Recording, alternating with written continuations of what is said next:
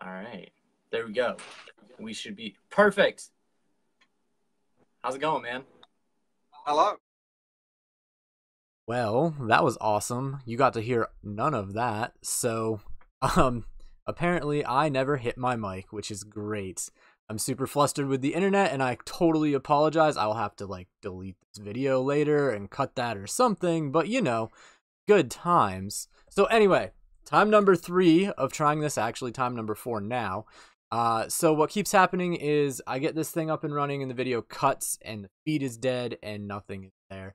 So anyway, just a quick introduction before I dump you over to James Knight's feed from last year, which will make a nice introduction for the interview that we're going to do here in the near future. Unfortunately, he couldn't be with us tonight, and the internet company likes to make things a little more difficult for me here in this seat. So while we're live right now, I want to thank you guys for tuning in there and hanging in with me. I do have a couple of ideas on how to fix what's going on. However, I'm not getting a lot of help from the other side. We have replaced all of the line from my modem all the way to the pole. There isn't a single issue on my end. The issue is coming from somewhere else. So with that being said, I'm going to dump you into the live interview with James Knight and enjoy. All right. There we go. We should be perfect. How's it going, man? Hello. How are you? I'm good, and as always, my volume is wrong. But no, thanks for joining me tonight. I can't wait to interview. Sorry for spewing all of that out there at the beginning, but I can't sit on that info any longer. I just wanted it out there. So, all right. So let's start this off with, for anybody out there who doesn't know anything about you or know you, how about tell us a little bit about yourself and what you have going on? Sure. James Knight. I guess everyone knows me the guy behind Knight Customs, hence the name. Don't always get that, but that's what I do. I run Knight Customs in my spare time, and by day I'm a toy developer working for a large corporation, and yeah, I guess that's it. Famous for my 3D printed parts, I guess, but I go way. Some people might know me as Toy Kid from Tamiya Club, because I've been, you can probably see behind me, a big sort of almost lifelong RC collector. Yeah. So the other night when we did our test, you're like, should I face the camera toward the shelf with all the RC cars, or should I face the camera this way? And I went, the shelf, and please show us some. So we'll get there in a minute. Sure. For all those people out there who are super, I already saw, show and tell is going to be awesome tonight. So how long have you been in the hobby? I had my kids do the math the other night. 36 years. Man, so you've been in the hobby longer than I've been alive. So yeah, given my age a little bit there, yeah. But if people are friends with me on Facebook, they kind of saw my birthday cake from this month, so I had the numbers right there. Yeah. Yeah, I was 9 when I first got the bug. Yeah. Yeah. That's awesome, man. What or who got you in? What started at age 9? A similar story to Matthew Catt, who you interviewed a while back. I think I had a neighbor, and my parents just moved into a new house, and my neighbor came around. He was 1 year older than me, and he had this Tamiya catalog. Yeah. And it was the one, they had the models in it, and they used to do these, I think they still do it, this beautiful, had the models kits in it, and it also had the RC kits in it. And as a kid of the 70s and 80s, I was building model kits anyway. Right. And then wow, these are amazing model kits, and wait a minute, these are RC. And what was super cool was those magazines not just had these beautiful pictures of the finished RC models, which, if anyone knows the original Tamiya stuff, were scale models. They also had these running shots of them, the dust coming up and the suspension going and then flying through the air with the sand. That's awesome. I mean, those are burnt in my memory. So that was it was a combination of seeing that and then going to the hobby. Back then it was Taylor and McKenna I grew up in the UK. I should have maybe given you a bit more when I told yourself about when you asked me to tell everyone about myself. Local hobby store, toy store downstairs, hobby shop upstairs, and they had all the kits out and the models built. And I think at that point it was me staring in the windows and seeing those Tamiya videos. Right. Just like Yeah, mine were a little earlier models than his, but that's what I used to do every Saturday. For as long as my parents would let me, I'd just stare in the window. And I think I had 2 years of me asking for those models, like one of those models on my wish list before my parents could actually like figure out / afford how to get me first hobby RC. Yeah. No, that's awesome. That's a great way to get into the hobby, and I hope that it's still capturing kids just like that and their imaginations and drawing them right in, because that's amazing. What was your absolute first hobby grade RC? So you talked about like that you got it and what got you there, but what was it? So I'll build up to it because people just sometimes jump in. But so I'm looking at these catalogs, and the one that jumped out first was the Toyota Hilux, the red Toyota Hilux with the switching gears. Yeah. And they had the video transmission, the real leaf springs. And I think that was the first one I asked for. And apparently, according to my mum, my dad went to the hobby shop to see how much it cost. And remember, I'm like 9, right? Yeah. And the average like Christmas present was maybe £30. And apparently my dad talked to the guy in the hobby shop and was like, there is no way. I think maybe it was like £350 for one of those back in the day. And so like the first Christmas was like, no, that's going to be way too much. And then I went back to the catalog, and then it was like Wild Willie, right? Like the Willie's M38 Jeep with the big wheels that pop the wheelies. Yeah. So back like, this one's cheaper, Dad. What about this one? And apparently I think he went back again, and the next Christmas, I think I got a black and white color television. Didn't get it. And then I think it's like, what was it? I don't know what the year is at this point. 84, 85. The Grasshopper just came out. And I was like, Dad, what about this one? This one's like the cheapest one they do, right? And that Christmas, I got a Tamiya Grasshopper. That was my first hobby RC. But my parents, you know, we weren't poor. We weren't rich. Right. And these things were still in the UK, like really expensive. I just got the kit and the battery, no RC gear. And my dad was like, look, your birthday's in September. This can be like a project. If you can build the kit, when you built the kit, then we'll buy you the radio gear, right? And then literally like 48 hours later, I'd finished it. And I remember like Dad not helping me pull the tires over. Yeah. Like, and I was a young kid. I didn't have the hand strength to pull the tire over the wheel, and, you know, and him not helping me, and me thinking like that was really odd because he was just trying to drag it out, right? And I think like so I built the kit super quick. Obviously, my parents weren't able to get me the RC gear straight, but I figured out I could put the battery in a mechanical speed controller. You could just turn it, and it would go in a straight line, right? With tow in, and it was like a giant, very expensive battery-powered car. And I did that for a few days, and then I think somewhere between, not quite my birthday, but my mum and dad, they got me the radio gear. Yeah. And I put the gear in, and back then it was a 6-volt battery that took like 24 hours to slow charge. And I put it in my grandma's house, and she had a gravel drive in the front. And I went out there with my car, and I drove it for, I think, 6 minutes just doing wheel spins on the gravel. Yeah. Had a little 80 engine, and I came back in, and she was like, is that it? I was like, yep. Put it back on charge, and I waiting for the next day. So the Tamiya Grass, like a lot of people of my age, that car was like my first RC car, super basic, but it had the scale details with the driver working. For me, it was just like working suspension and the fact you could drive it. Yeah. Had a transmitter. Yeah, and then that was like maybe, I think I was like 9, 10 when I got that. And then I pretty much, from that point on, RC was always there. Like I got into skateboarding big time as a teenager. Yeah. But I always would be the guy race. Yeah. Yeah. Like a week ago, I saw you posting like a bunch of old like skateboard mag covers and articles from inside with your name and all that stuff. I was like, man, that's awesome. So. Yeah.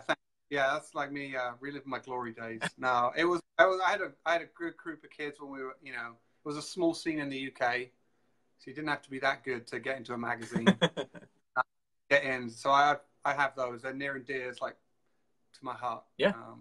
Yeah. The whole time though, I was like weird because, people get into skateboarding for different reasons. For me, it was just a really good, creative, athletic, artistic outlet, and I love many things. But I was always then like sneaking off on a Saturday to go race RC cars at the local club or whatever. So I was a little bit of a oddball like that. But yeah, stayed with me. All right. Okay, so I'm going to pose this question to not only you, but all those people out there watching as well. If you weren't in the RC hobby, what would your hobby of choice be? That's kind of like RC would have never had to be invented, right? Like, I think it feels like, again, Matthew Kett, like, we're good buddies, and I think we have a lot of same life things. But like things like train sets and models, that kind of things that look real, but they're right. You kind of have them in front of you. Like I love that stuff. And so, yeah, I mean, skateboarding has always been with me. I don't know if it's really a hobby because it's more of a, like, I sort of tell people skateboarding, I won't get into that, but skateboarding, as much now. Every 5 years, I joke, my brother still skates every day. Yeah, he's into these, but every 5 years we'll skate together. But I still like follow all the skateboarders. I think there's something about it that I kind of, that was probably my second passion. Yeah, quite a hobby, but yeah, pro skateboarding. Yeah. So I did BMX, and so I still loosely follow all of that. Like I'll dive back into it. I raced, but I follow all the freestyle guys. On the watching side, racing's boring, but in the doing it, it was awesome. So, it's funny because I'm saying, yeah, probably skateboarding, but on my wall here, I've got some vintage. They're re-released. They're not vintage because I spend enough money as it is on my stuff, but I have the re-released skateboards from the 80s on my wall because they're just artwork. Yep. From that picture and the memories is awesome. So, yeah, it would have been that. And, yeah, BMX, and that's a tough one, though, right? The bikes are bigger. Yeah. You can't just mount on the wall. No, you're not just gonna keep those on the wall. Like, you got to have some space if you're gonna keep them. And I don't even own a BMX bike right now. I own like a road bike, and then I own a single speed road bike that's super fun. It's super old, like just converted. Like you can hop on it and just have a good time. You don't have to worry about it. It's just a good time. So nice. I got friends that they're into BMXs like we're probably into RC cars, and I see them. They have a collection of bikes.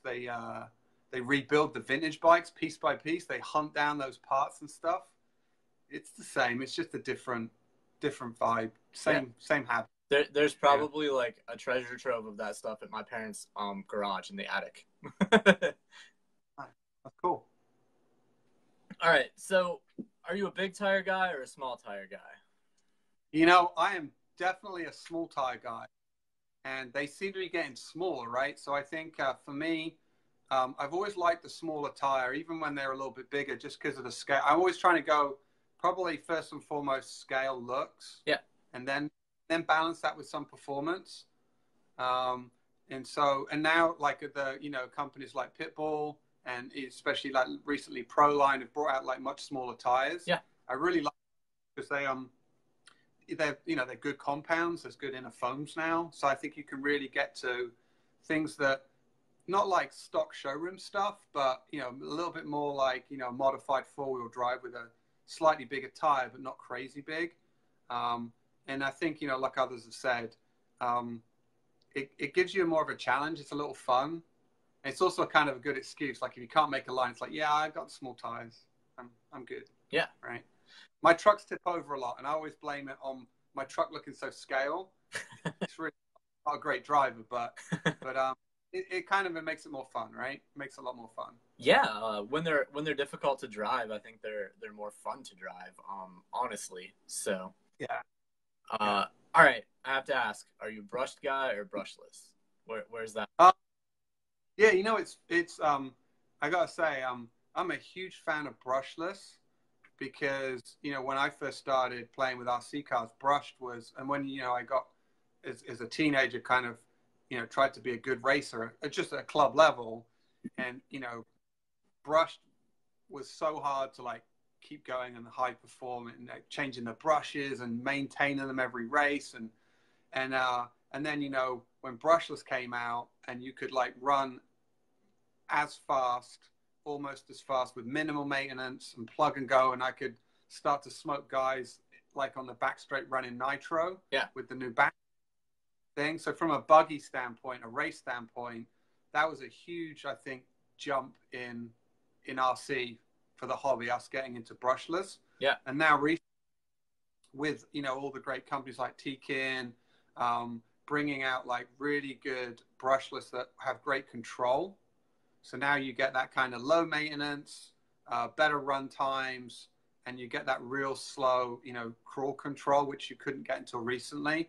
I think I'm slowly moving to like brushless everything, where maybe a year ago I would have said brushless for fast stuff and brushed for slow stuff. Right. Now it's harder than ever to make that argument. Unless of course you're on a budget, which I totally get. But I think that's actually a cool thing about scaling is that, you know, you can get an RTR rig with a brush setup that gives you great slow control without having to spend, you know, $100, $200. Right. And then it's just nice if you have that money, you can step up to brushless and get some, you know, runtime benefits. But it, you know, it's cool. Yeah, absolutely. So I'm gonna ask you this question, but I'm also posing it to everybody else because I always like these answers. What do you like most about the RC hobby in general? Yeah. I mean, for me, I think it's been such a lifelong passion because it changes, and you really can make it whatever you want, right? You can, I mean, I've got cars I've built to run and never run because they're like emotional objects that I always wanted as a kid, that I wanted to build that can run, but don't really want to run them, so they just sit on the shelf, and it's more of a scale model collecting thing. Right. And then I will run every time and run them as soon as I built them, and you know, they're more they link me to going out with the guys locally here and running and being part of a community. So there's like that social aspect. There's the fact that, you know, I can do it with my son and it gets us out, and it's like a father and son thing. So there's just so many aspects to it. And, you know, as a teenager, that racing part where I really wanted to, you know, master something and be good at it and be able to directly measure that, like, I'm entering a race, am I going to win? Right. So it's just so more. And then, I mean, you can't see it, but I have like a helicopter over here. I mean,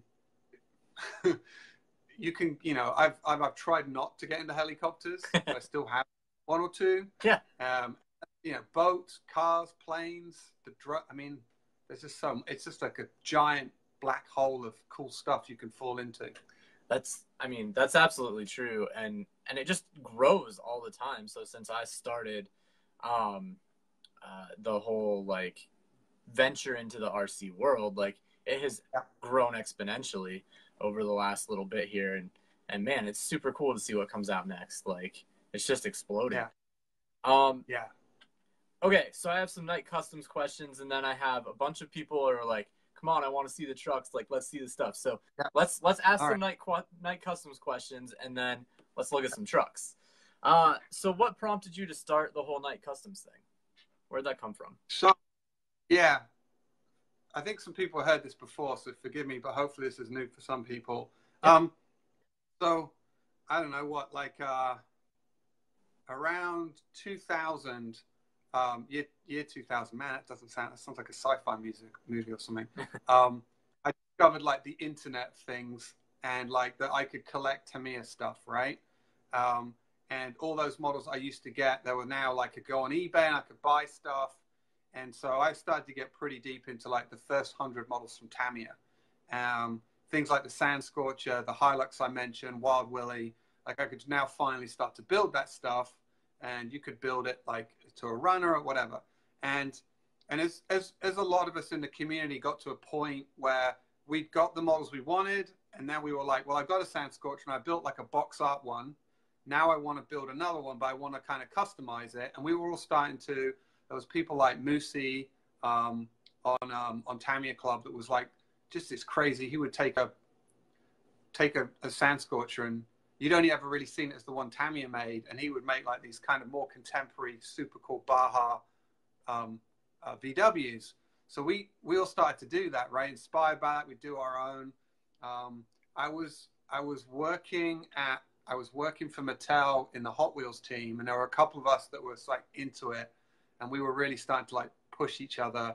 And one of the things was like with the sand scorch was adding the scale engine, and so what people were doing was buying the Revel 1/8 kit, yeah, which was like a $8 kit, and then you were like cutting that, just taking the engine out of it, and then you were cutting it up and trying to fit it around the sand scorcher gearbox, and then trying to and it was all very like, you know, traditional kit bash stuff, right? And styrene modeling, and I was very comfortable with that. But then I kind of realized, oh, wait a minute, this is like I'm like $150 plus like weeks of my time trying to get this thing in there, and I'm like, oh, I got like 5 sand scorches. I got to do this like 5 more times. And even if I bought the resin copy, I was like, man, this is getting super expensive. And it just occurred to me that like, well, wait a minute, you know, I know how to CAD model, make, you know, things in 3D. I had access to 3D printers because of work, and I could just go make one in CAD and print it. And so I was like, well, I could do that. And then it was about the same time that Shapeways was making it possible, like for us to get access to these amazing 3D printers. So I sort of realized that maybe I could print one for myself at work, but I couldn't print them at work and sell them. Like, right. I'd get fired. That's not cool, right? Right. So I was like, Shapeways, I could get these great prints from Shapeways and offer them to other people. And at that point, I was like, well, I could do that. And then, hey, I could do all this other RC stuff that I've always had ideas for. And so I kind of said, well, okay, well, I'm going to start Night Customs as my Shapeways page, and sort of, you know, I've got all this sort of experience as a professional product developer, and I've worked with some amazing marketing people. So I kind of understood branding and marketing. So I'm just going to, you know, just try and see if I can make Night Customs like a thing. And it just started with like, I'll just try to see if I can sell 1 or 2 engines. Yeah. And then we did like some drivers. And then I was like, well, I wanted to do the Myers Manx, which is it's in right behind me, that red car there. I see. Which Tamiya did, but didn't really do properly. And I was like, I want to do a scale one of that. And I thought I could try and 3D print the whole thing. And that was when I realized, well, I could do this forever. Like I've had 30 plus years of ideas already. I'm just going to just keep going. And so, I mean, that was 5 years ago, literally like this month, just gone. Yeah. It's just grown over there. So the real inspiration was just seeing that I could finally make things, and it was easy for me to share them through companies like Shapeways. And I've just sort of continued just to grow it and just see where it goes, to be honest with you. Awesome. That's great, man. So what is your favorite part of doing the whole Night Customs thing, running the Night Customs business aspect of what goes on? Yeah. So, you know, I think, so if this is kind of, I just wrestle with this a little bit. I honestly think the best I have, it's fun in a lot of aspects, but I think what the bit that's the most fun is, you know, I'll make something in CAD. We'll spend a lot of time looking at it. And it's when you get that kind of first print where it's like in your hands, and for the first time it's 3D. Right. Like nothing that beats that, because you may have spent a couple of hours or like a couple of months trying to get this thing, and it doesn't matter either way. And when it's there, there's no better feeling than that. And that's selfishly for me, but I also do enjoy when I meet people and they're like, I got that thing, and then they've gone and done something with it that is way beyond, you know, what I even imagined. I've seen people take my parts and put them in crazy builds in ways they weren't designed for. Right. And so it kind of is a good feeling to think that, you know, it's more, I get some great satisfaction, but it also brings a lot of other people a lot of satisfaction too, which is cool. That's awesome. So let's flip that question and go the opposite of that. What is the least favorite part of running all the Night Custom stuff? I mean, I think, I'm a fan of Brian Omeda, and I saw his interview last week, and I think he said paperwork, right? That definitely sucks. With Brian, but I think sometimes it's hard to, um, I think a lot of people look at what I do and they have questions about why is it so expensive, um, you know, and maybe even they understand why things are so expensive, and it's not their budget. They don't have the money to be able to get stuff, and that's the tough part. I think is that either not being able to explain to people, it's not me just making gajillions dollars on these things, Right. Isn't what it is. Anyone who owns a business, runs a business, knows it's way more complicated than that, and never as profitable as people think. Right. And then the thing is that we haven't yet been able to get to a thing where I feel like anyone who's in the hobby can sort of truly like get a lot of what we make, and we're working really, really hard on that.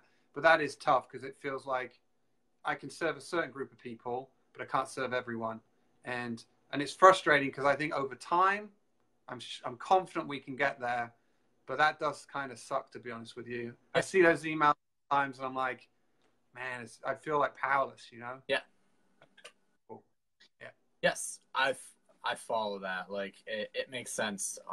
That I get that a lot with the backdrop. Like it's an expensive right. to make. Right. So I don't sell very many of them. The people that have bought them love them, and that's awesome. And I'm content with that. Like I don't need to make a bunch of money off of it. I just thought it was cool. I think that's like that thing that's amazing. Like I'm always like, wait a minute, like I see it from so many angles, and it always looks so good. And I know how much a scale garage costs to build. I have one. I had a good friend sell me his because it's expensive and B takes forever.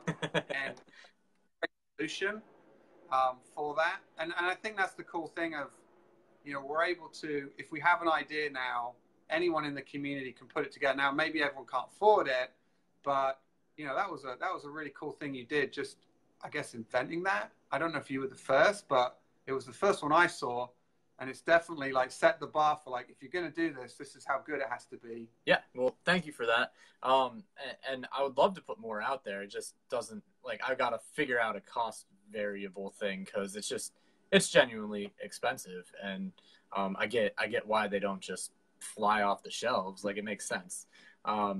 So let's flip it back a little bit, and we've talked about all kinds of stuff. I've had lots of comments say, let's see all the trucks behind, like show and tell, like I want to see what's going on. Let's see something there. Like what do you got kicking around that you want to show us? Whew, I don't know if I'm jumping. You do such a great job of like giving us questions. I have one right here. It may not be what everyone wants to see, but I was talking about it earlier.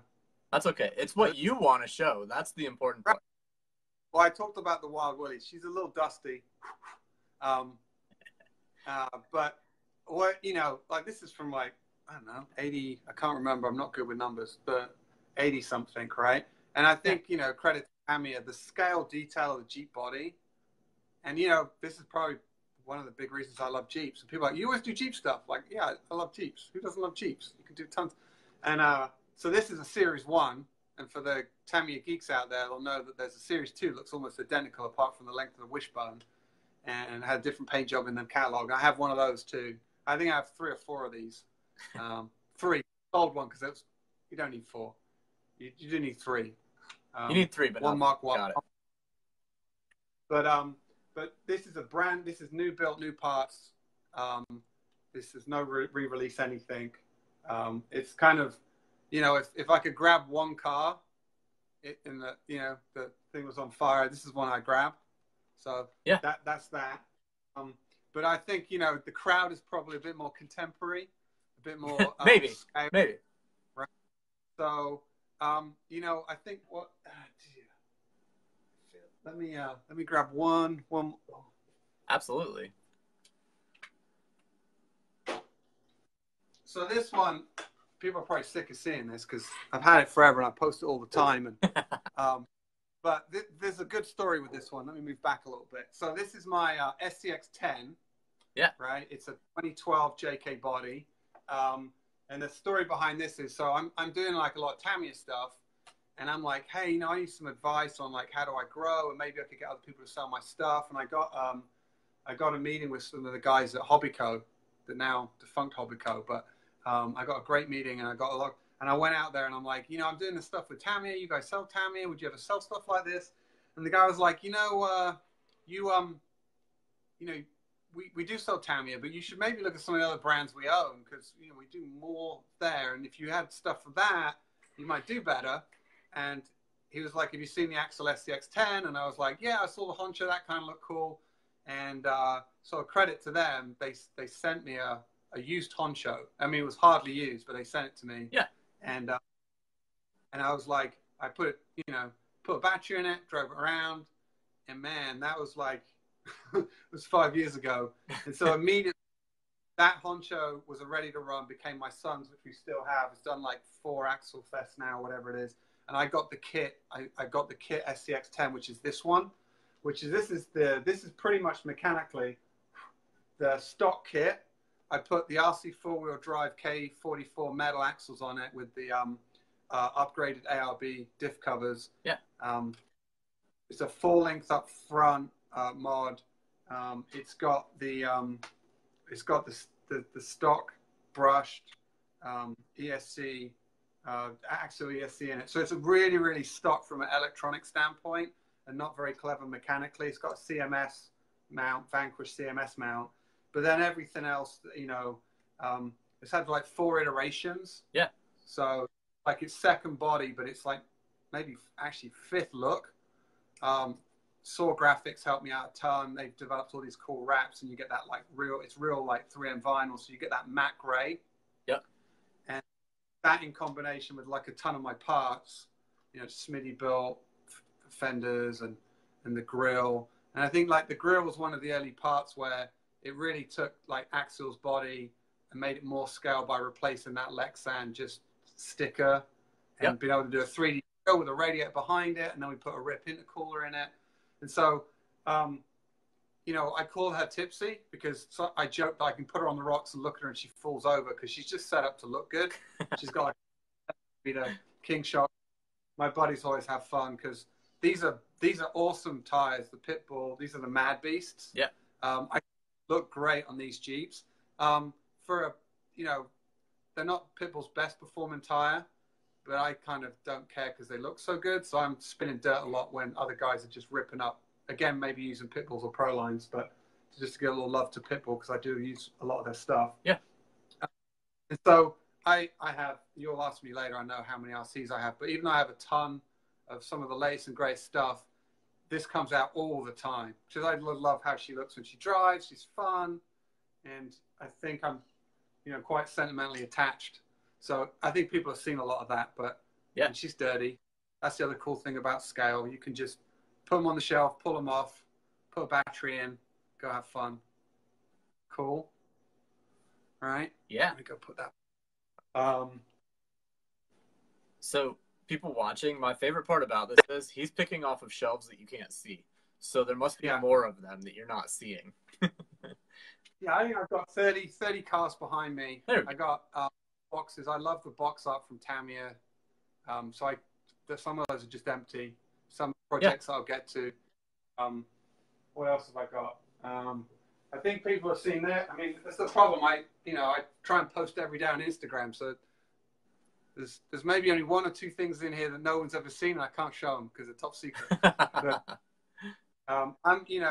I think I'm a lifelong Axial fanboy, but Traxxas did such a great job coming to market with the TRX4 platform. I know it's different, but I think that's what's great. Yep. It's a whole different way to do it. All the technical aspect. I just love, I think we take it for granted, but the Bronco it's just so beautiful, right? And we'll talk a little bit about the interior I've created, but doing the new bumpers. And this is one I get all the time. This is 3D printed stainless steel. It's not plastic with a little metal in it. It's not done on a hobby printer. It's a $200,000 industrial printer with a 2-part industrial process. They put it in an industrial kiln and what do they call it? Sinter it at like 1,000 degrees. So these are real metal. You try drilling them. You can drill them, but you know, it's a good grade of steel. And we made them so they just plug straight in. Yeah. But you know, it makes the stock look just a little bit more functional. And they got high clearance at the back, because the back honestly was like a land anchor with the drop. But it's got the hitch, but a lot higher. Yeah. And then, you know, a little shout out to RC Forward Drive for their case. I love the vintage case. I'm a sucker for yellow headlamp cover, so RC Forward Drive broke. I put a ton on the front. Yeah. Yeah. Cool. All right. All right, let's do some more questions. We'll come back to some more trucks. We'll talk about more of that stuff. So let's talk a little bit about 3D printing. You kind of covered it, but what got you started in that world? Did the CAD stuff come from like work experience, or did you just kind of always have an affinity for going in that direction? Yeah, so I'm like, what was I? So in England, you do, when you're a kid, you have a high school, middle school. I lose track, even though I've got kids. It's just, we basically, we get to 16 at school, and we can leave school, and like traditionally you might leave school and then, you know, get a job at 16, or you go to like a vocational college and learn a craft, like, you know, be a fitter or turner or welder or whatever. Okay. Or you A-levels where you do like 3 subjects, and then those 3 subjects, and then that gets you into university, right? So I was at a very good school, but I was a bit of an oddball, but I was an artist, but not really an artist. Yeah. And I was like an engineer, I was good at science, but not really, not a very good student. And I had a great school, but they didn't quite know what to do with me, because it wasn't like I was traditionally going to be in any one of the normal, like traditional, like profession tracks, right? Right. But I was where I was expected to go study 3 subjects and then go to university. That was just what everyone in the school did. But they had this one day where you could go to this local, it was more of a vocational college, where, you know, you could study like a diploma, which would be like learn a trade, right? Yeah. And so it was an excuse to get a day off school. So I'm like, I'm off school, I'm going to go to this thing. We're going? And I remember it's the funniest thing. So we get to this campus, and they've got like media, and you can learn like some basic editing skills and, you know, some camera work. You know, they had an art studio, and I don't know what tour I ended up in, but we ended up walking into the engineering area.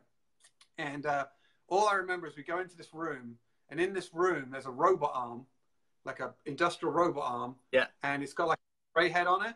And I kid you not, it was like this is like Destiny, right? There was a Tamiya hard body, like the 1/10 scale Lamborghini Countach body, and they were practicing making a program to spray paint it, right?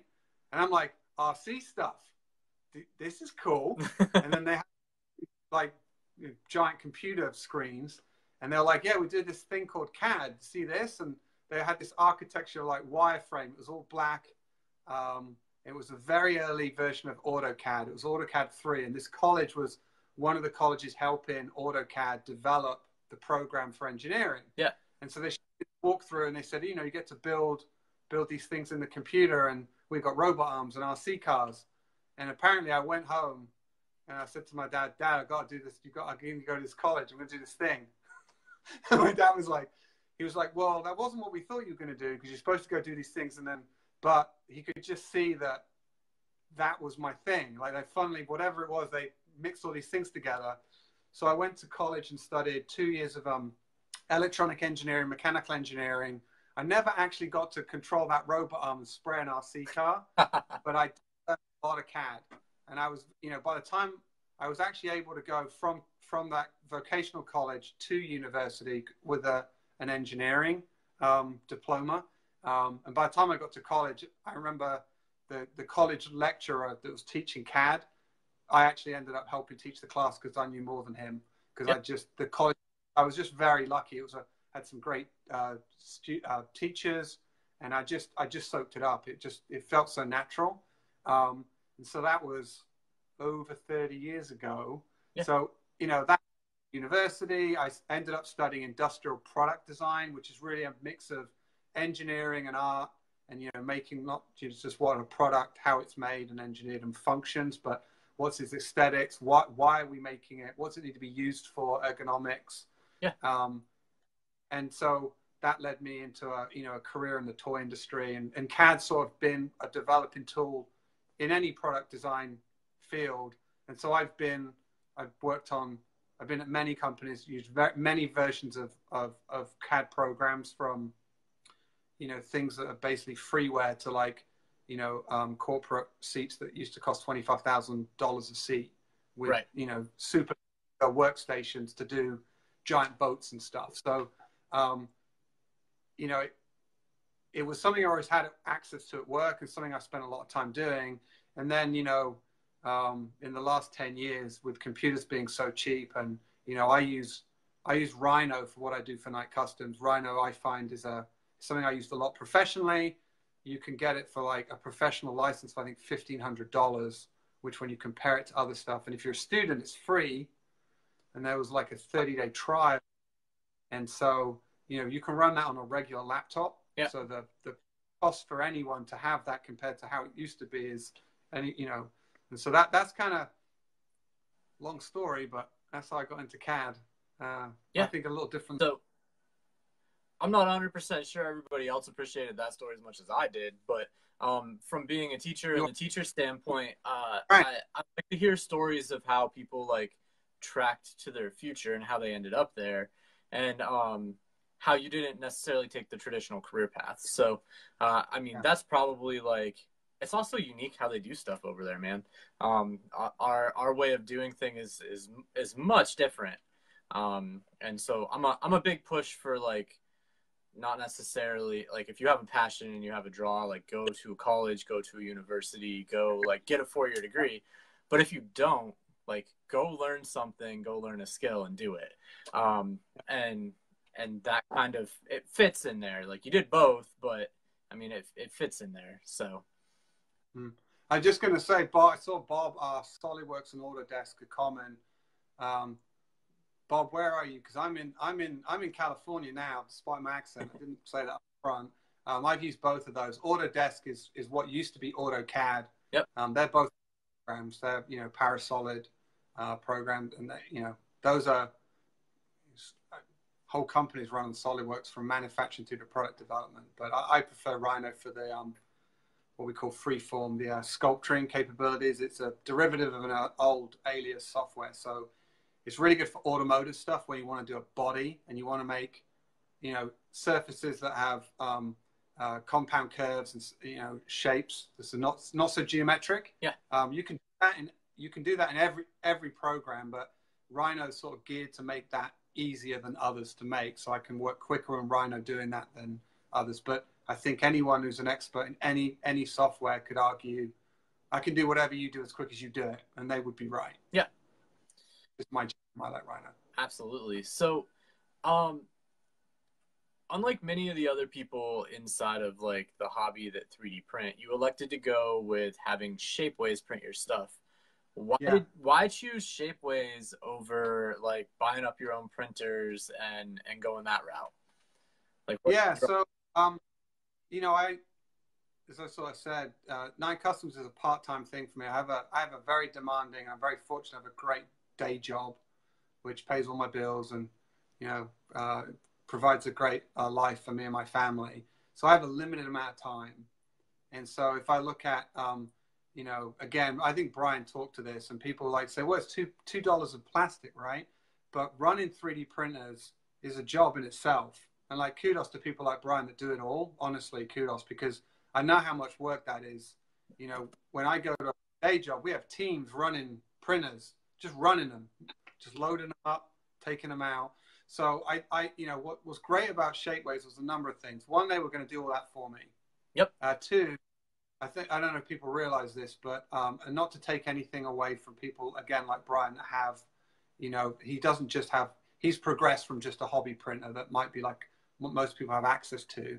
Right. But Shapeways have industrial SLS nylon printers, which are $200,000 printers.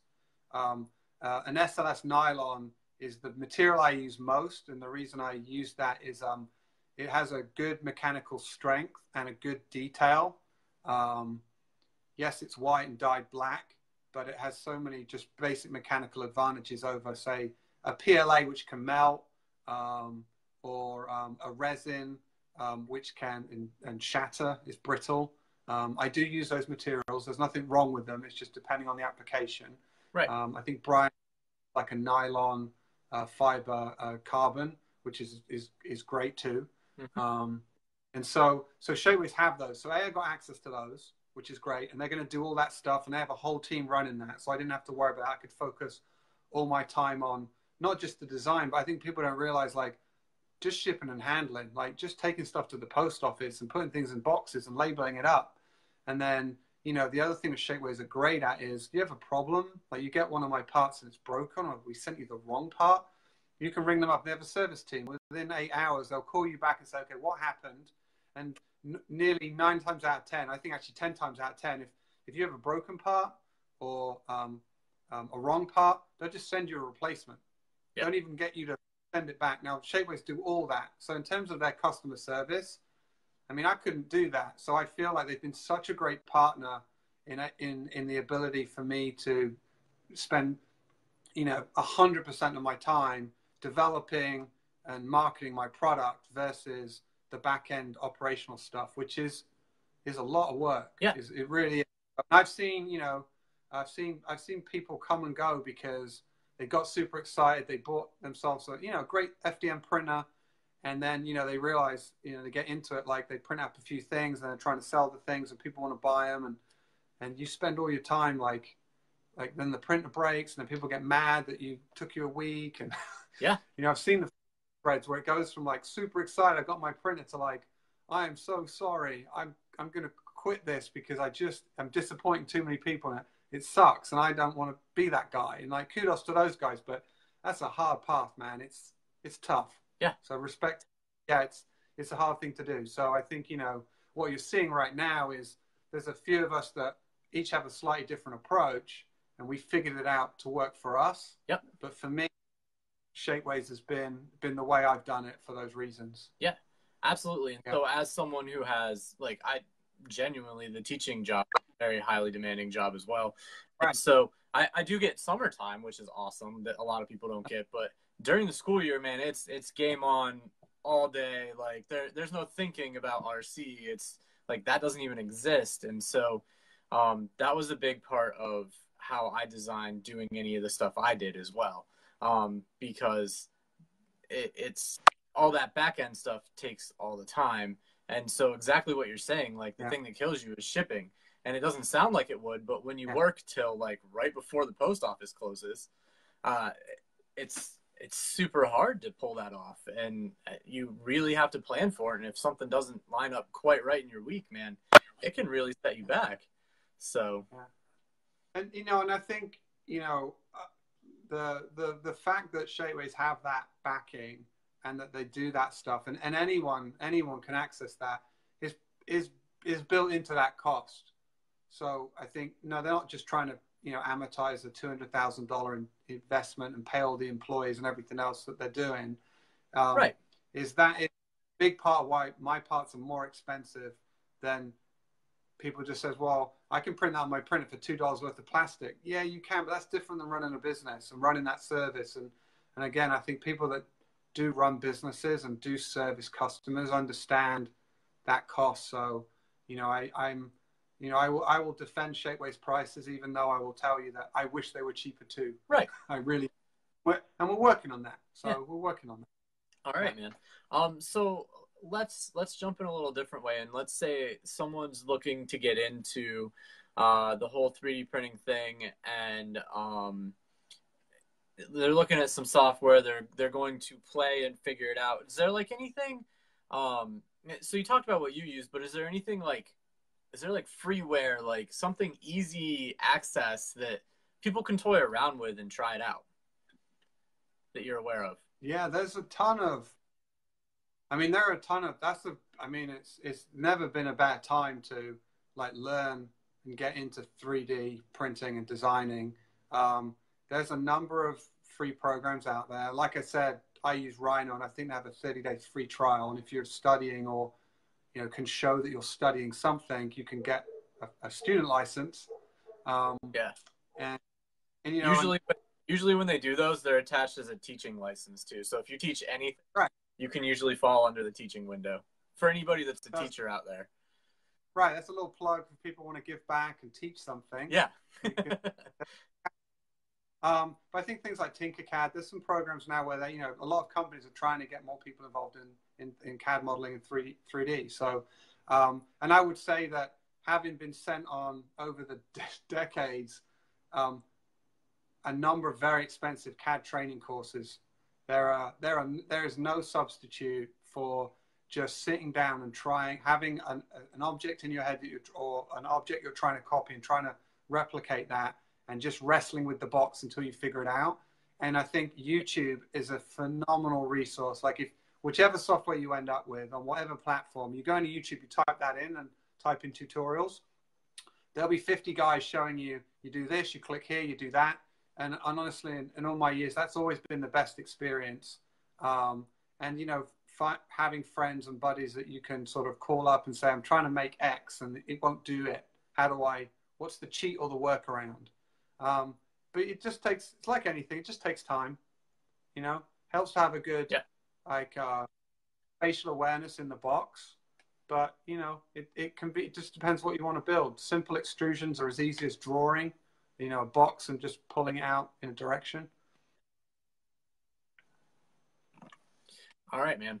So I gotta take one quick pause and address our crowd we have here, and I thank them for all of their support and all the stuff that's going on. However, I do have to announce that Facebook really it freezes when we're in a dual live feed if you hit the like button repeatedly.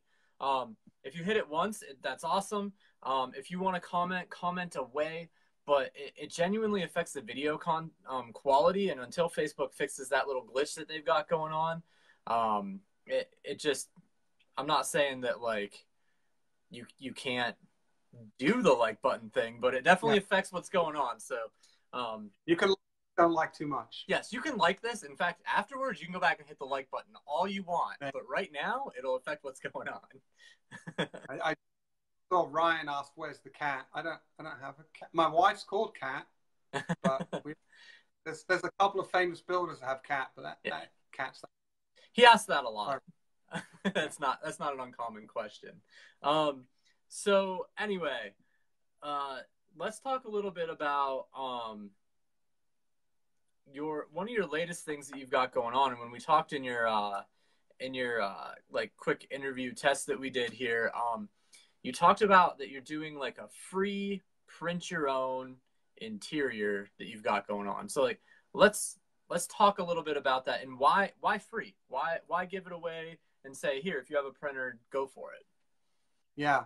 So, you know, I said before, I recognize the cost of the expensive cost of quality 3D prints. And again, you know, trying to figure out ways to make it cheaper for everyone. So I've really loved, like many do, putting interiors in bodies. It's one of the things that often gets overlooked for a number of reasons. Like, it's not that companies don't know it, but it can be expensive. And for RTRs, it's an easy cost to walk from. There's some great solutions out there, but I've always wanted to do things a little differently. And so, you know, we did, I think the first real interior we did was for the SR5 behind me, the Proline body. And I think, you know, printed in SLS, it's like $180 for the interior. And I know people that don't have $180 to spend on an RTR kit, let alone a couple of seats to put in the cab. So we looked at that and said, okay, well, how can we do it differently? And people always ask me, you know, will you share your parts? Will you give me your part? I promise not to share it. And it's not that I don't trust those people, but I think, you know, the IP of Night Customs is our parts. That's what we own. That's the time and money, and we monetize that by selling those parts. But you know, I think a few months back, I'm like, okay, well, I wonder how many people actually have their own 3D printer out there. Because what people always find funny is that I've been doing this for 5 years and don't own a 3D printer. So I was like, well, wait a minute, maybe I should get a 3D printer, and maybe I can figure out ways to print something for people to try and help people. Yep. So I got myself about Rep 2. My buddy said it's the toilet of 3D printing. It's super simple, super robust, easy to fix. And then we said, okay, so what if we gave away a part file, but to finish that interior, you have to still buy some Night Customs parts. And that could be a little bit of money or it could be a lot of money, but it would really be a way of me being able to, leverage my design skills, give people an interior of greatly reduced cost, and maybe even, spur a little bit more creative development for other people as well. So I think many of you saw I helped Vanquish develop their interior for the VS4 Origin. Yep. And when we were developing that, we were trying to think, okay, this is a good basic interior, and then we can dress it up with 3D printed parts to really take it to the next level. So that Vanquish bring a product to market a little less cost than it would have been if we did a full interior. I know that's still a very expensive kit, but it's great value, shameless plug.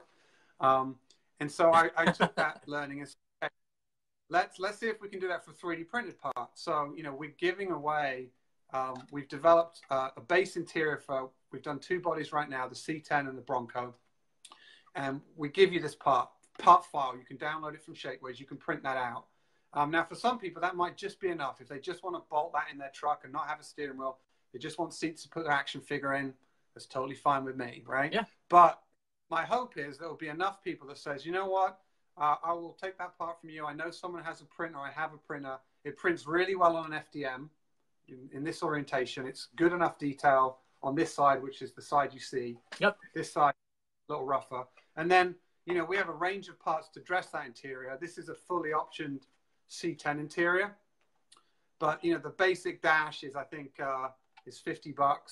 So for $50, really, you can have a basic dash where before a Night Customs dash would have cost you $180, right? And then, like anything, the sky's the limit. You can put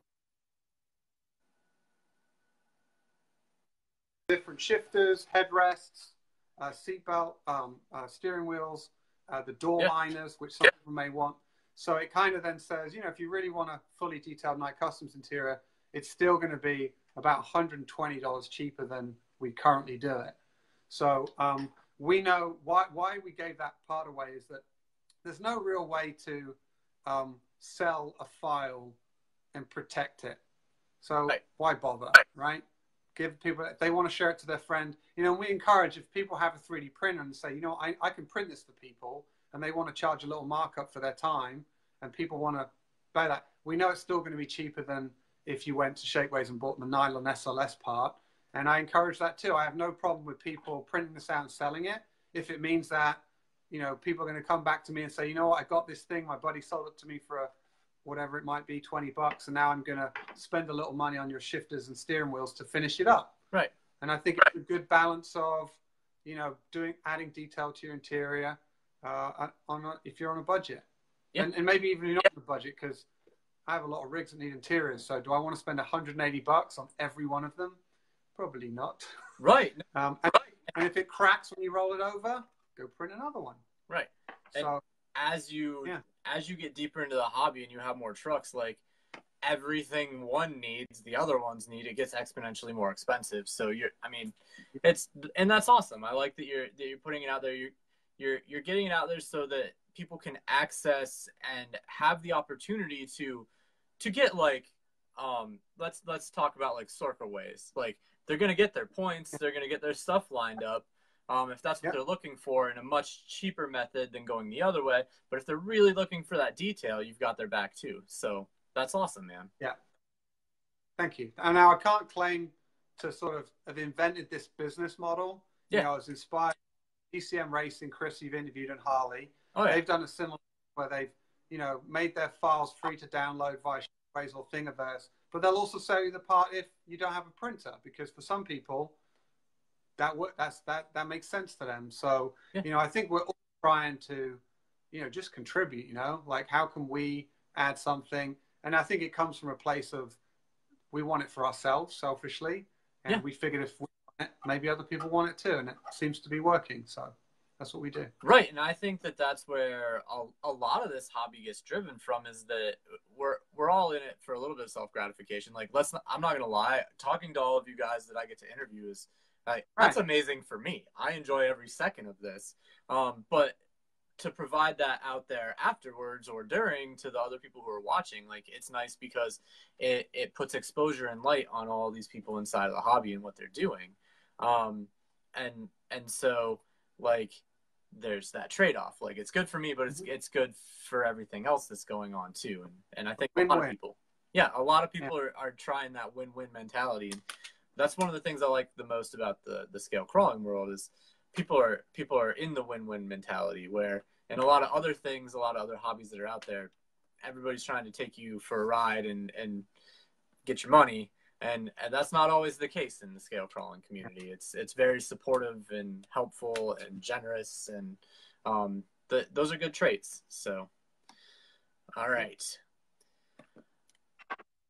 Which one of your RC trucks is your favorite of all time, and will you please show it off and talk about it? Did we already skip that and go to the green one? Like, just if anyone's just tuning in, old school, Tamiya Wild Willie.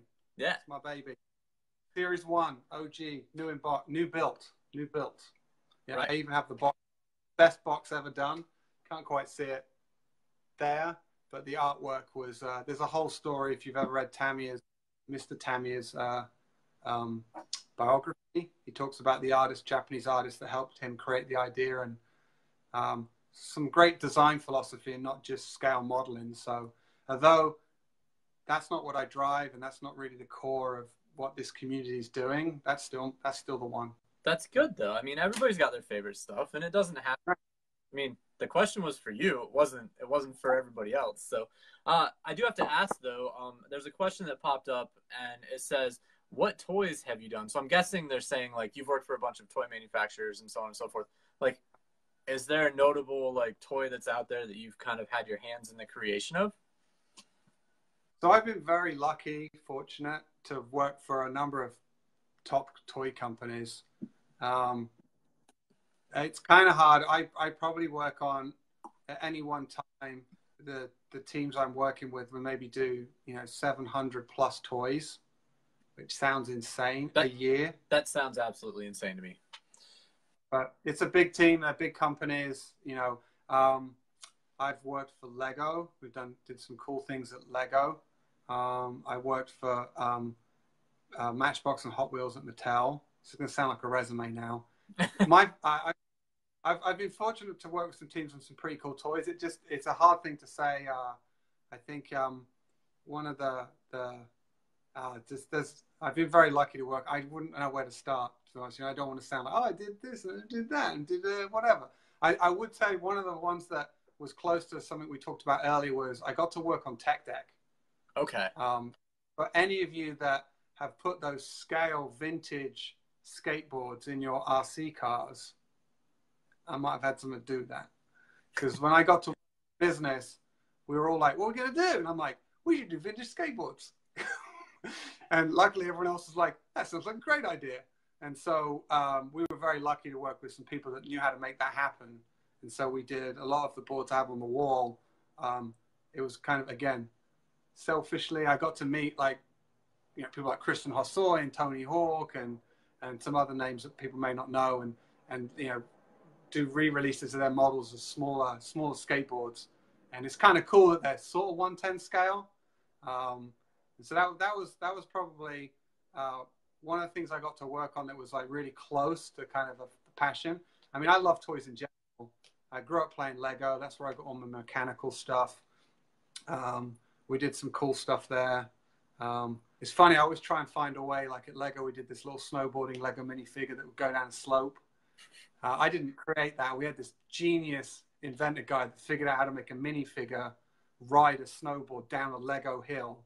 And he even figured out a way to make a Lego minifigure throw a basketball, which was phenomenal. And it could go in a net. And so I got to work on that toy, but I wasn't the genius there. I was just one of the guys on the team. Right. So I've been on the team. And yeah, I mean, like I said, I'm on a big team. We do a lot of stuff. So I'm just going to throw the Tech Deck one out there. Skate decks. Tech decks, not skate decks. That's probably like a generic ripoff, but Tech Deck's the original. All right, man. Well, I'm glad I asked that question. And so you weren't boring anyone, by the way, of listing all of this stuff. We all know, like, it's cool to hear that you're involved in the things that we know. Like, if you grew up and had toys and all of that, like, you named a lot of stuff and alluded to a lot of stuff that we either grew up playing with or our children are playing with or are popular in American culture. And so that is awesome. And most people probably wouldn't necessarily know that about you if they just knew you as the Night Customs guy who builds the stuff for RC trucks. Like, Right. So yeah, that's awesome. So thank you for sharing. I have to ask, do you compete in any like scale RC competitions or not? And if so, like, what is your favorite one to attend? yeah. I mean, I'm really lucky to be like in California. I'm in Los Angeles. We have a number of really good crawling groups out here. Shout out to Renegade Rock Runners and LA Crawlers. So there's a number of events that go on just locally. Vasquez Rocks is 35 minutes from my house.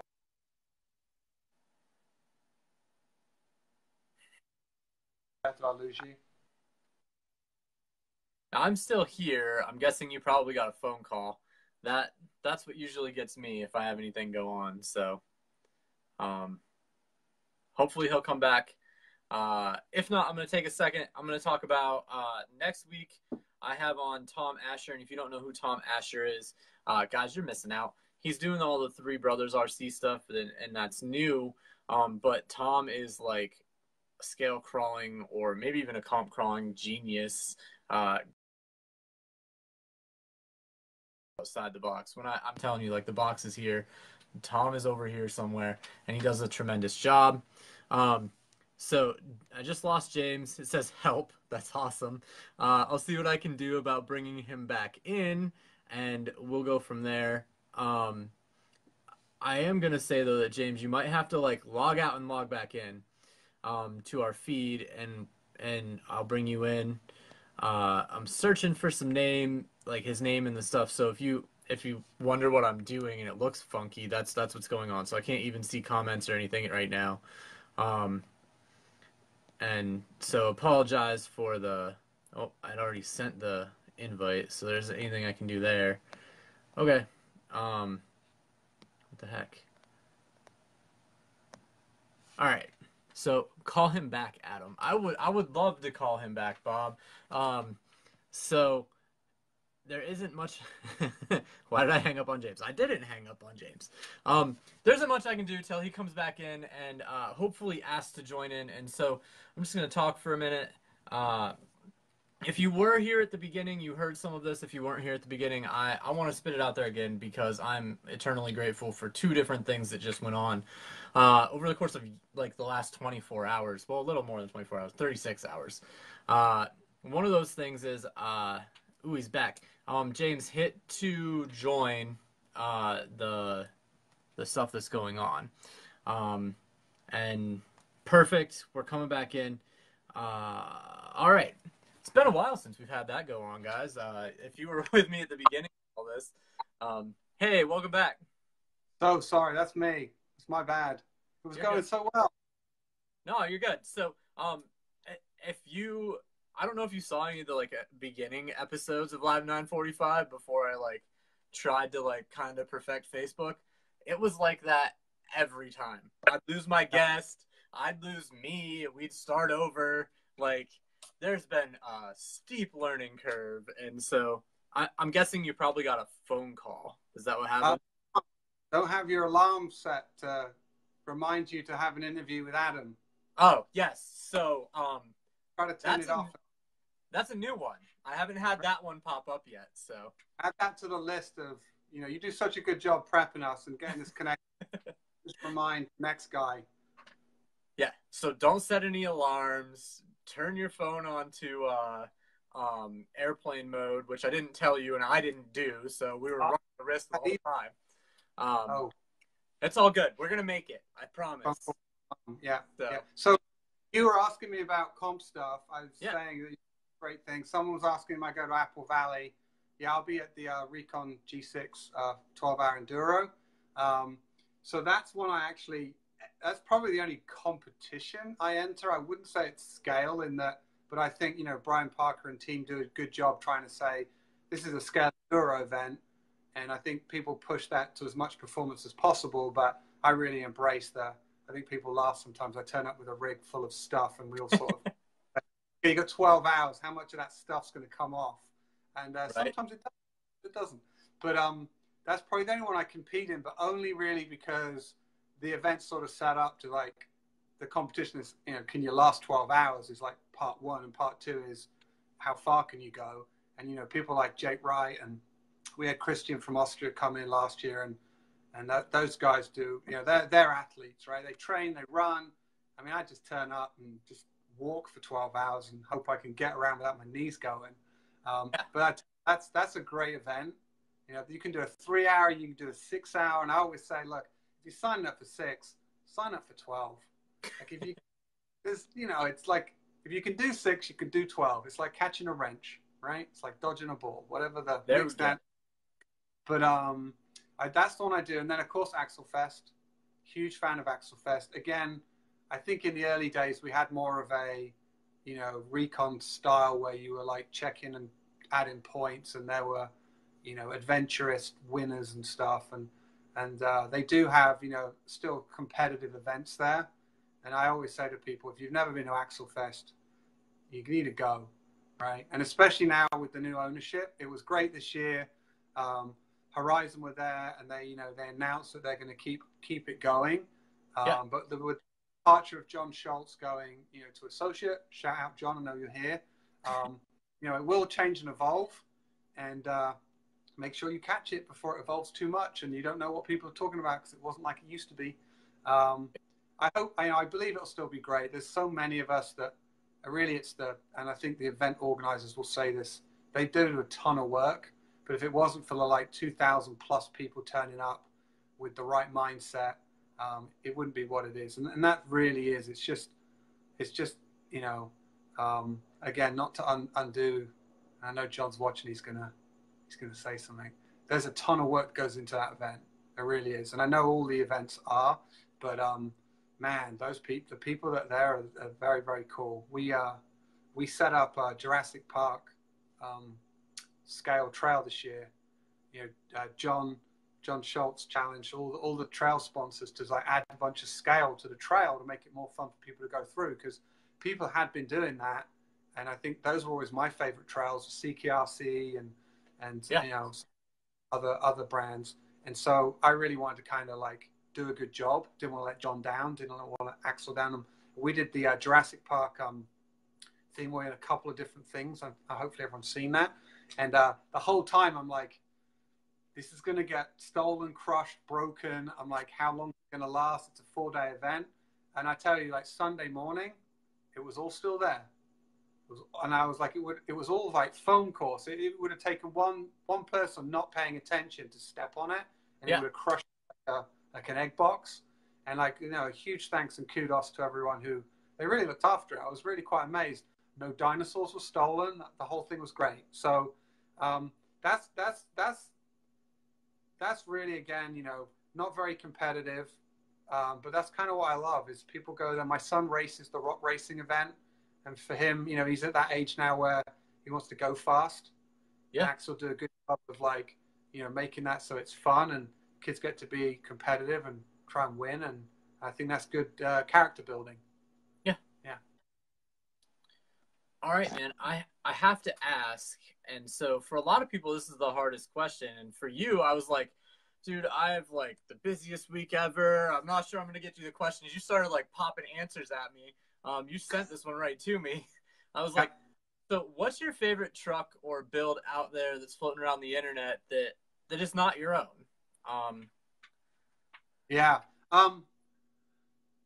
Maybe just because I recently reposted it, but I mean, man, there's some epic. I know everyone really struggles with this, and I think the hardest part of answering this question is that, you know, whoever you say, there's like 10 other guys that did awesome builds, and they're like, what about my? I think, and Matthew Kett last year for K&K Tough Truck Challenge took our I was developing the SR5 parts. Yeah. And he reached out and said he was building SR5, and it was really great. So I'm like, hey, I'm going to send you some prototype stuff, and you tell me what you think, give me some honest feedback, and he did. So he has a lot of prototype stuff on that rig, but that rig came out like when I said earlier about someone who took my parts and made it like way better than I ever thought it could be. Right. That was definitely one. That was definitely one of them, right? He's an amazing builder, but there are so many.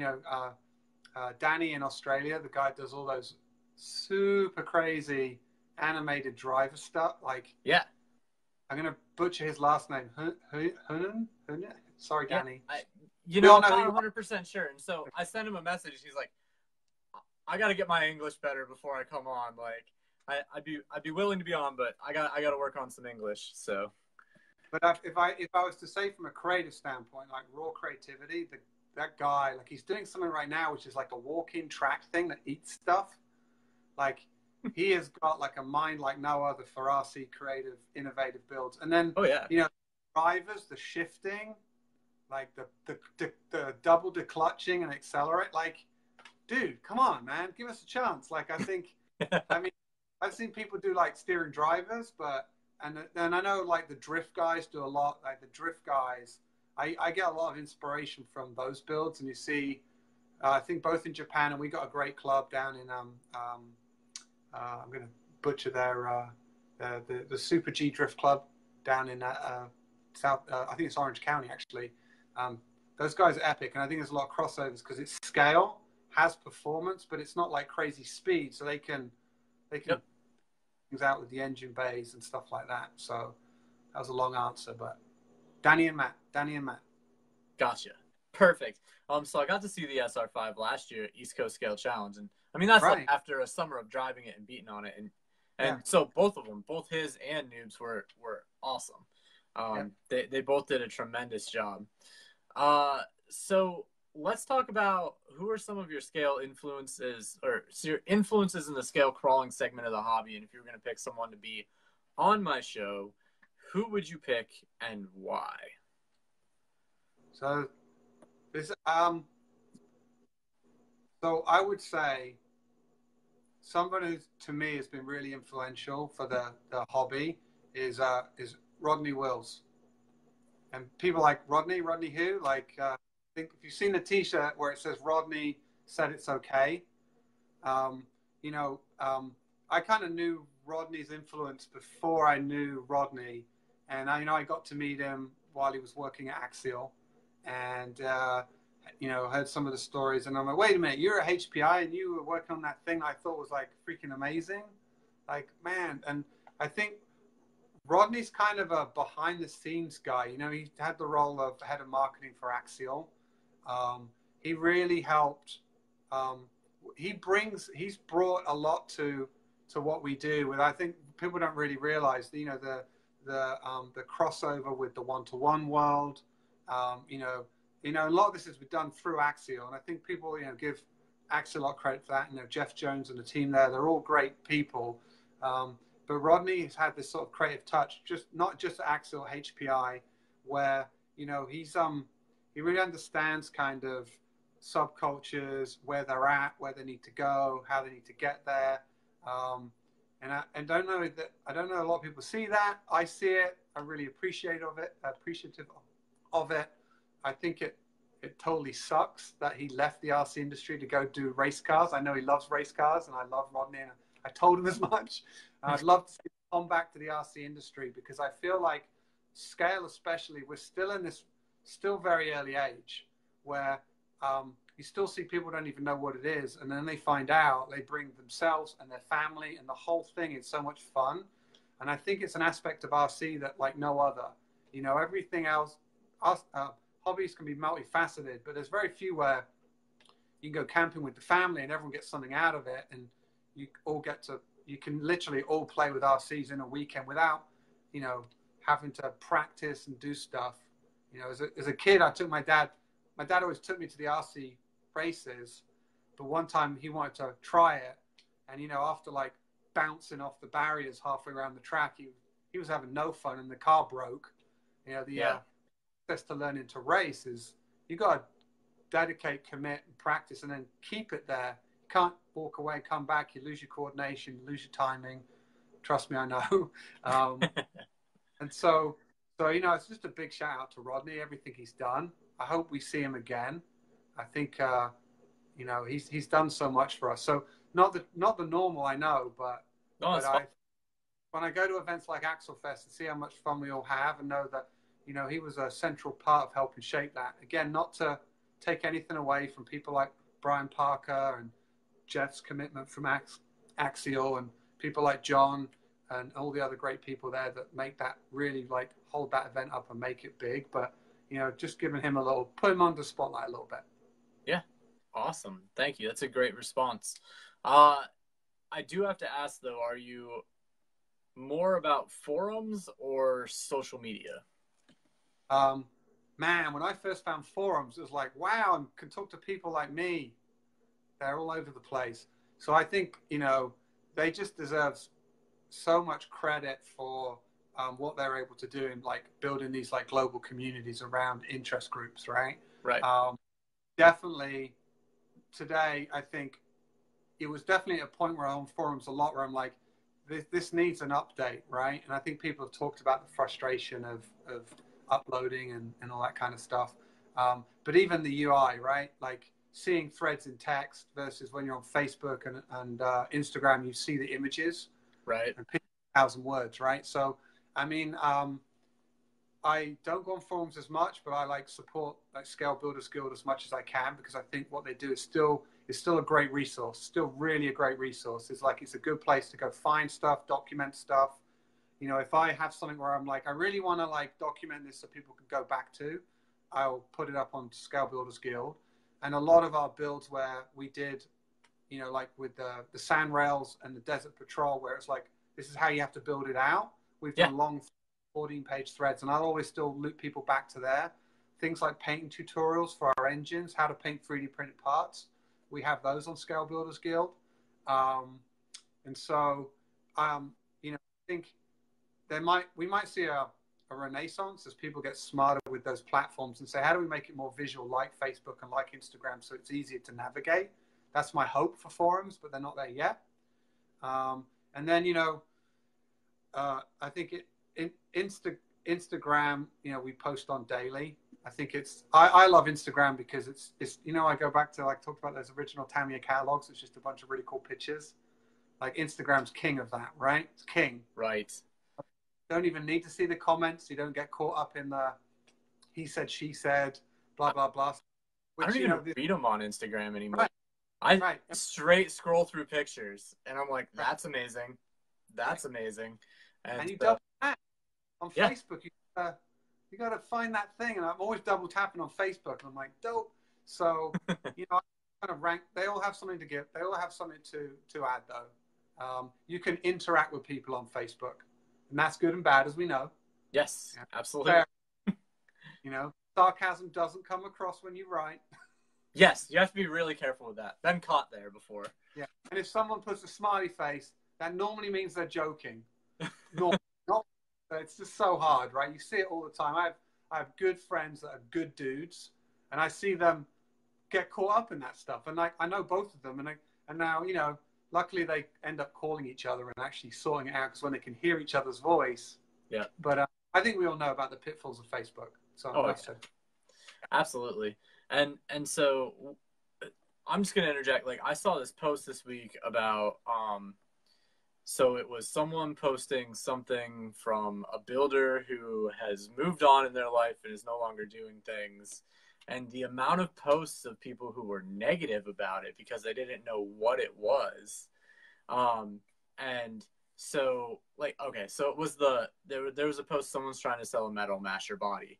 And if you don't know who Metal Masher is, you don't know Blake's work, like, it looks like just a beat up body. But if you really know Blake and you know the love and the effort and, like, the true amount of detail that went in, like, there were people who knew and were, like, talking about, like, this might be too much or it might not be, like, whatever. And there were people who were like, I'll give you $2 for that, it's junk. Like, I feel bad for all of those people who have missed so much from not experiencing the world of the forums. And I never go on anymore. I wish I went more, but man alive, that post just made me feel so bad, because there's so many people missing out on all that good stuff.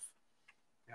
And look, I think that's where, like, Matthew Kett, to give, or both Matthew and Richard, a shout out, because the two joint owners of Scale Builders Guild, kind of really understand that. And I think, you know, if you don't follow them on Facebook and Instagram, they do a good job of saying, here's this. If you want to find out more, go check it out on the forum, right? Yeah, and that link. And so kudos to them, because they could have just walked from forums, right? They could have just said, you know what, that's too much hassle. You still have to moderate it.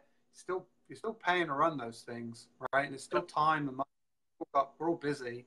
So yeah, and you know, we'll you know, those guys will figure it out at some point.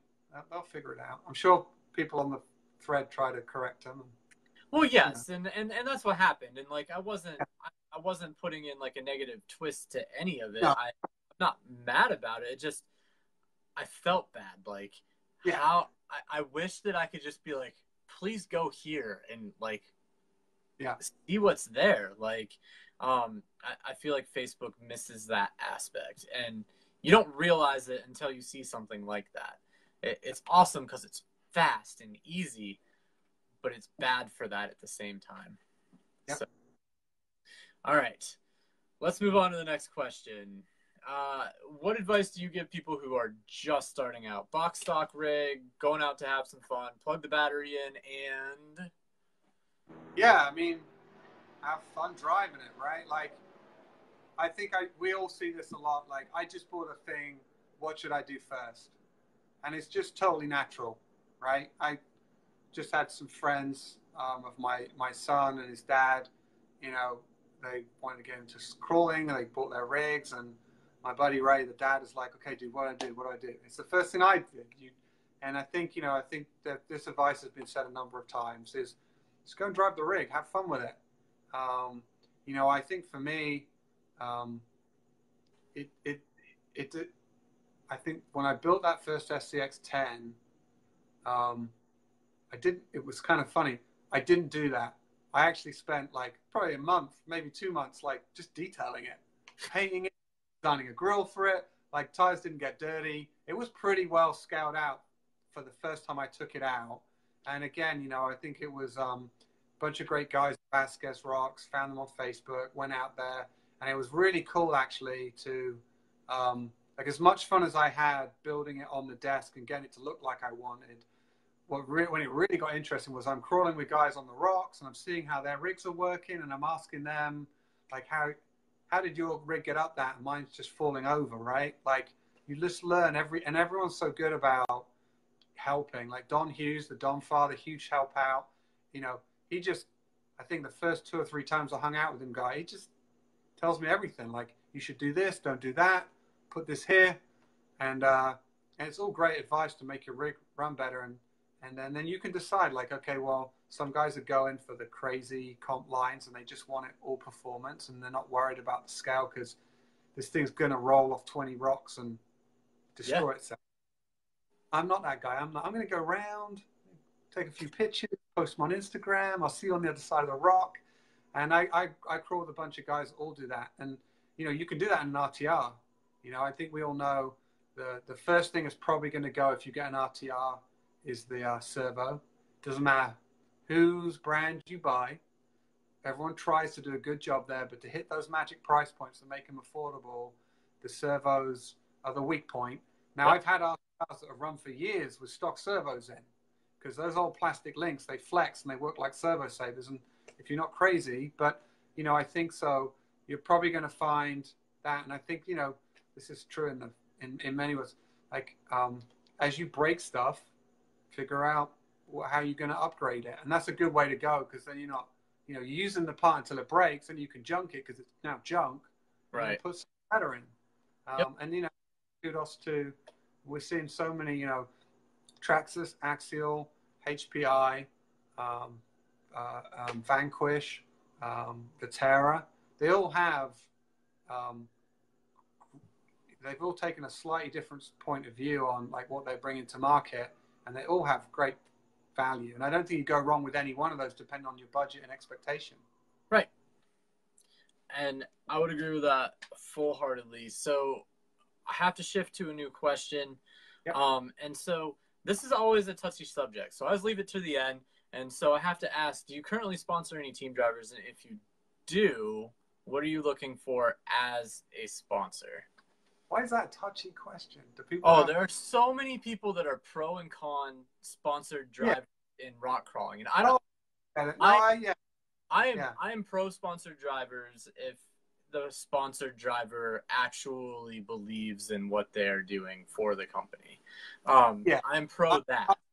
I can see what you're saying, because I've seen a lot of your interviews. Yeah. And I think, and I can understand why people are saying, I just don't want to be sponsored.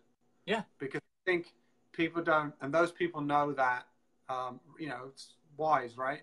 If you're sponsored by somebody, that you need to take that as a responsibility, as a job, that you're going to promote whatever that company is doing, and going to promote RC. Because I think what I'll tell you is what everyone I know who sponsors drivers will say is, we're looking for like not just advocates of our brand, but advocates of the hobby. Right. And we're all looking for positive role models. I think there's a lot of discussion around racing because it's so performance based. You hear these comments of like, should that company really be backing that person's behavior? But I think in scale, what I've seen is every company, because it's much more, there's less of that performance variable that has to put companies, I think, in very difficult positions sometimes, is that, we're looking for people that are that contribute to the community, are advocates for the hobby, are positive, are understand what promotion means and can do it, right? So, I get a lot of requests for like, can I be a team driver? Will you sponsor me? Can I get some free parts? And I'm always looking, if I get that, I'll very quickly look at the person, and I can see very quickly, well, have they shown already a prior ability to promote anything at all? And, I know people get excited, but my plan is to promote. With your help, I'm going to be a really good promoter. And I'm like, it's the other way around. You're going to have to put a lot of equity sweat and probably buy a lot of stuff yourself to prove you can promote before people will start giving you stuff for free, right? Yeah. Because all well intended, it's easy to say, genuinely, I'm going to be a good promoter, but it's actually really hard to do. So I think it's credit to do it, because you have to do it consistently. You can't just do it this week and then disappear for 6 months because life got in front, and then come back and be like, I'm back, because I think that whole time you're being supported by somebody in a number of different ways. Yep. And there's a responsibilities and expectations. So we do sponsor a few people. And that came, really, it's more relationships, and you probably had before. I didn't do a Night Customs is sponsoring people, please send in your resume. But I do think that if that's something you want to be, and I think people like Tim Smith have done great podcasts on this, if you want to put yourself out there, you need to build a resume, like show a history of how you promote stuff and how you're active in the community. And it doesn't necessarily mean we're building amazing things. It's like, here's me contributing, here's me giving good advice, here's me posting on a regular basis, here's me commenting on other people's stuff on a regular basis, right? So, but to give a little shout out to the people I'm lucky enough to work with. So Matthew K is one. Yeah. And really, I've known him since days of being on Scale Builders Guild, and know what he brings to the table. And we just naturally work together anyway. So we just formalized it. And I said, can I call you a team driver and tell people that and send you some T-shirts? And he was like, totally cool. We have Lucas. I'm going to get Lucas's last name wrong. Kapfler in Austria. He is the fastest RC enduro man on the planet. I don't know if anyone caught this, but that guy is a lunatic. He, if you follow any of my posts, you know who he is. So he goes by Trail Psycho. The name is telling. So he is an Olympic Austrian athlete. I think he does cross-country skiing, shooting, and so the guy's already fit. I think there's a certain mindset that comes with that. Yeah. But he's a wicked scale builder. If anyone's seen that scale rally Porsche that's like Matt Gray, that's his build.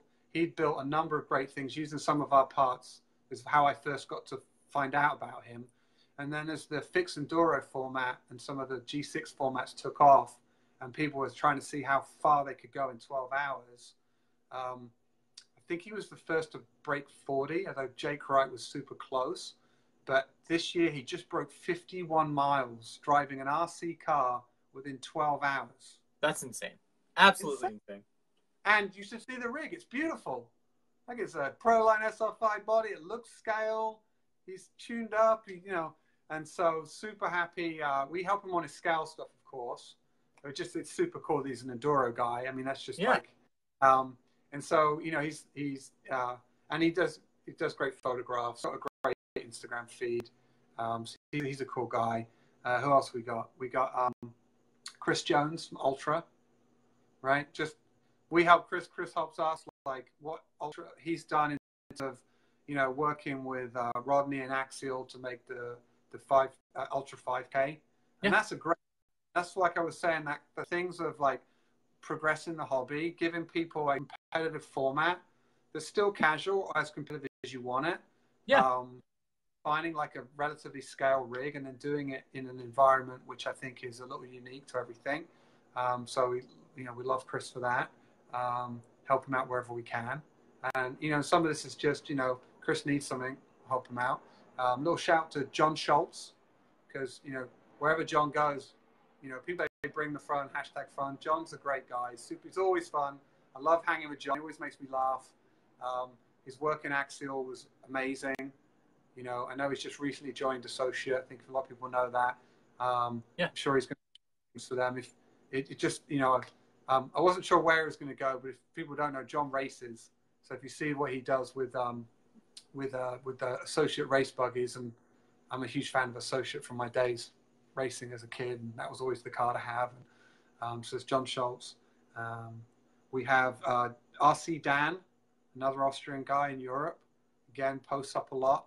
And then we have Jay Kendall at Saw Racing. Yeah. And Jay came out of we were hanging at Axel Fest. We were both there, knew we weren't trailing together, and he's a super cool dude. And again, he's just trying to comes from a motocross background, saw an opportunity to do what he was doing for motocross and transition to RC, and has a genuine love of hobby RC. And we went crawling Axel Fest for a couple of trails, and I'm like, how do we figure working together and do stuff? So we run his wraps. He helps us with our design stuff. We help him wherever we can, and proud to call him a team driver. Right. Yeah. And so I think that's one of the things that the new people who are just like entering the hobby don't really understand, is that a lot of companies have like this close guarded team drivers, like people they've built relationships with, people who they know are there all of the time. I mean, some companies definitely open it up more than others, but there are companies that do that, like very closely guarded. There's a reason those people are there, and it's because they've built relationships over years and years of time. Yeah, exactly. I mean, that's where the majority of anything that I've received from any kind of sponsorship has come from. Years and years of working together. So. And I knew all of those guys for at least 2 years before I was willing to say, even ask, right? Yeah. So I think that's important. I did forget one guy, Gary. Gary's in Hong Kong. Gary Yuan. I forgot two guys. Gary Yuan in China, Hong Kong, China. He does a great, he's the guy behind the Land Rover Defender. If you haven't seen the Camel Trophy Land Rover Defender videos, that's Gary. And I got to meet him. So many of them. They're so good. He's phenomenal. And then Jeremy Fish in Australia, who I knew back from Tamiya Club days, goes by Deluxe. So we help him out wherever we can. He does a great job. Always putting up awesome builds, shares how he does stuff. I think he really inspires people in how he builds. So yeah, that's it.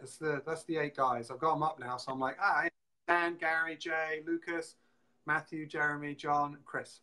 Yeah, so I follow the Deluxe feed on Instagram all the time. Like, big fan, can't lie.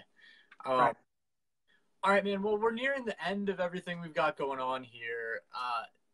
What should we expect to see next from you at Night Customs here? So I hate to tease, but I think we were really excited to share what we did with Vanquish this year. I think that was a great collaboration. Vanquish were like super awesome to work with. You know, big shout out to Jim and Steve and Josh and Brandon, who I got to work with. And, you know, again, known them for a while, was super excited to be invited to help, you know, collaborate on that, the VS410. And I think without naming names, like, we love that kind of partnership and that collaboration, and there's more of that coming. So I can't say more than that, but I think you're going to see stuff this year, which I will be sure to share when I can share it. It's right here. Oh, that's harsh. Yeah. Still in development. So, you know, it's important. IP security, both my day job and this. I trust people with a lot of stuff that I share with them and vice versa. But I think, just to close on, I'm very fortunate to sort of be able to talk to all the great companies in Scale RC. They've always been very welcome. I'm very thankful for that. I think that they're all genuinely looking to make great products, push the hobby forward. We're happy to sort of be part of that.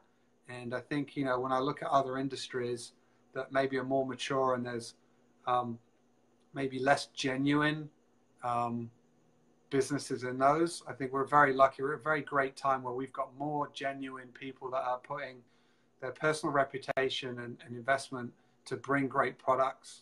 Even the biggest companies, you know, that I work with is still, you know, the guy running it is paying the checks and has very important values and principles. So it's a great time to be in RC, and we're just happy to be able to, you know, just me and my garage with my laptop and Shapeways, happy to contribute. And I would say shout out to AMain and RPP, or our US retailers. And, you know, they've been, without them, we wouldn't be where we are. And they've done a lot of things to help me get there. And I always tell people, if you're going to buy a Night Customs part, where do you buy it from? You should definitely buy it from RPP or AMain. You get it in a Night Customs package, which you don't get if you buy it through Shapeways. You get great customer service. They have it in stock and they ship the same day. There's a shameless plug for you. No, by all means, shameless plugs are fine. Yeah. The whole purpose of all of this is to promote the person on, and that's you. So that's why I'm saying, like, is there anything I'm missing? Anything else that you need to shout out? Anything you need to say before I let you go, close the show, and kind of move on with the evening here? Oh, Ryan, I'd just like to, Adam, I'd just like to, Ryan keeps posting, I go. Just like to thank you, because I think, you know, we're super honored to be asked. I think you've done some great interviews, and I love that, you know, like we said earlier, like, you're bringing what you can contribute, and it just makes the whole thing better. These regular interviews with, like, a great cast of characters, and the fact that you know, you're not just looking for the usual suspects, you're really digging and asking, like, who else should I talk to? Yeah. I know you get comments all the time, so I've seen everything you've done today, and I look forward to seeing the rest. So thank you for that. Thanks, man. I genuinely appreciate it. And so, like, I'm always looking for people. And so I'm gonna thank you for saying that, but I'm also gonna, like, point this right at the people who are watching this or tuning in later. No matter how big, small, whatever you're doing, if you're doing something interesting and cool, I want to know. And if you bring it to me, it's easier than me searching it out. Like, I realized that my circle was only so big, and I'm starting to try and grow it, but it's definitely, I'm reaching the outer edge, and I'm trying to bring people in, and so I am always open to suggestions. So shoot me messages, Shoot me them here at the Live at 945 thing. Shoot me them to my personal. Shoot me at Vanward Customs. Wherever you find me, shoot me messages because I'm always interested in interviewing pretty much anyone. It's just fun. Cool. So, well, if I think more people, I'll send them your way for sure. Awesome, man. So I'm gonna let you go if you don't have anything else. I want to thank you for being on. When I started all this, I never would have thought that I'd have been interviewing half of the people that I've interviewed. So I just clicked the bucket list off, like all of them, and your name was there, so you got clicked. So it was a good talk. I'm glad to finally get to talk to you, and not just the, following the Instagram, following the Facebook. So it was awesome. I appreciate it. So thank you. Thank you. Thanks again. All right. And thanks for everyone who commented and tuned in. Really appreciate it. All right. I'm going to let you go, and I will see you in the future, man. Okay. Bye-bye. Yep. See ya. All right, guys. Well, that's going to conclude the interview for this evening. If you didn't tune into the beginning of this, you should go back and check out the beginning of this. I offered a bunch of thank yous to some really awesome people in our hobby. I'm doing some cool stuff that you guys are going to find out more about in the very near future.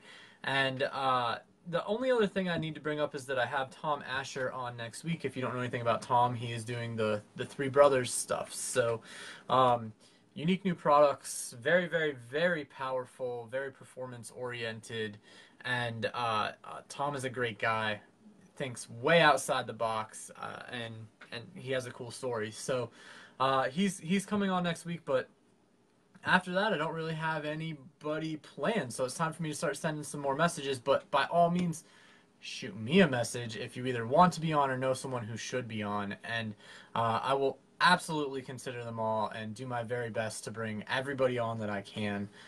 This is a genuine pleasure for me. I can't believe people tune in and watch it every week. I never thought it would get here, and I'm truly, truly appreciative. If you're watching over on YouTube, shoot me a message at the end of this. Ask questions, do all of that stuff. Last but not least, I gotta plug the few things I've got going on. Check out my website, vanwardcustoms.com. Check me out on Facebook at Vanward Customs.